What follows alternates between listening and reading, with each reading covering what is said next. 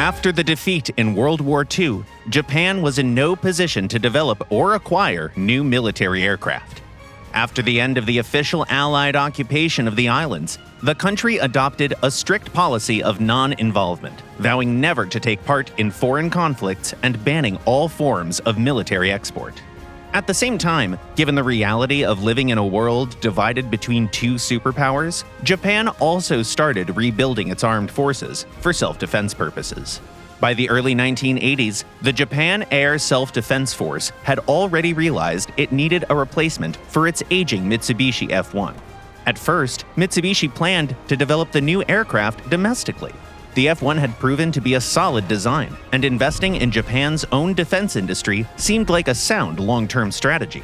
On the other hand, Japan could simply purchase the F-16, a reliable, advanced, and relatively affordable aircraft that met most of the country's requirements.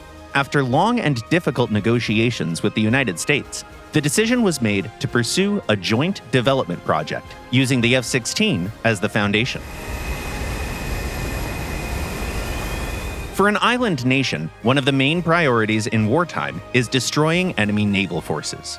Because of that, the initial concept of a multi-role aircraft shifted toward a strike-oriented design. To achieve this, Mitsubishi engineers made numerous modifications to the F-16. The most notable change was a larger wing, which improved maneuverability and allowed for a greater weapons load. The aircraft also needed a longer operational range, which led to a noticeable increase in weight. To offset this, Japanese engineers incorporated composite materials into the wing structure. Finally, the fighter was adapted to carry Japanese missiles and avionics, and Japan obtained a license to assemble the General Electric F-110 engine locally. Development took far longer than expected. The first prototype didn't take to the skies until October 1995. However, unlike many Cold War-era aircraft, the F-2 entered full-scale production without major delays. Even more importantly, it remains in active service with the Japan Air Self-Defense Force today, with around 100 units still fully operational.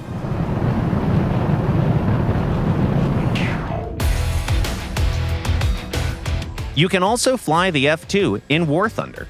Rank 8 of the Japanese aviation tree features both the production F-2A and the prototype F-2A ADTW. The key difference between these two models lies in their available air-to-air missiles. The researchable version carries missiles with active radar homing. This difference has a significant impact on combat tactics, so let's take a closer look at each modification and discuss them separately. To engage other aircraft, the F-2A ADTW can carry up to 8 air-to-air missiles, 4 AIM-7Ms, and 4 AAM-3s. With solid radar missile performance and a decent onboard radar, this fighter excels at medium-range engagements of up to 20 kilometers. Meanwhile, the infrared-guided AAM-3s are great for fighting at close range. They have high overload capability, good max speed, and, most importantly, some resistance to countermeasures. The fighter's main drawback is the absence of a helmet-mounted sight, a feature that's already quite common at its battle rating. This isn't that important at medium ranges, where targets are acquired using radar, but it's a noticeable disadvantage at close range. Without HMD, it's much harder to quickly lock onto an opponent at low altitude when ground hugging to evade enemy missiles.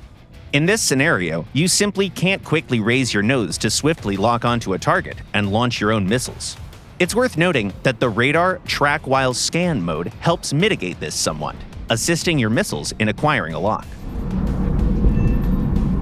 Still, the F-2 performs best at medium altitudes, and that's why we recommend sticking to this engagement profile. Fire radar-guided missiles first, then switch to infrared ones at closer ranges.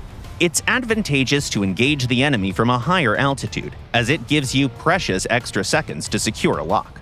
The AAM-3s in particular are extremely deadly. Even a heavy burst of countermeasures often isn't enough to evade them. The production F-2A is even more capable at medium and even long ranges. It can equip the more advanced AAM-4 missiles, which feature active radar seekers and an amazing power-to-weight ratio for their class. However, only 4 can be carried at once, so every shot should count. Choosing your targets carefully is crucial. Running out of long-range missiles early in a match can be costly. Since many opponents carry larger missile loads, it's best to stay close to allies and work as a group, covering one another. Both F-2 variants are well suited for mixed battles, thanks to their impressive array of payload options. The researchable version has access to precision laser-guided munitions, but even the prototype model can carry guided bombs capable of striking top-tier SAM systems from a safe distance. The F-2 excels at carrying out long-range bombing runs outside enemy air defense zones, or in delivering a pop-up attack, followed by a rapid retreat behind terrain. Keep in mind that since the aircraft lacks dedicated air-to-ground missiles, providing close air support is quite challenging. Standard bombs and unguided rockets can do the job, but such tactics are risky, as they require you to get uncomfortably close to your targets and should be reserved for emergencies only. In real life, the F-2 is a reliable combat aircraft that has been serving Japan's Air Self-Defense Force for over a quarter of a century. In War Thunder, it stands as one of the most agile all-rounders at the top ranks of aviation. And what about you? How do you fly this agile Japanese fighter? Tell us in the comments down below.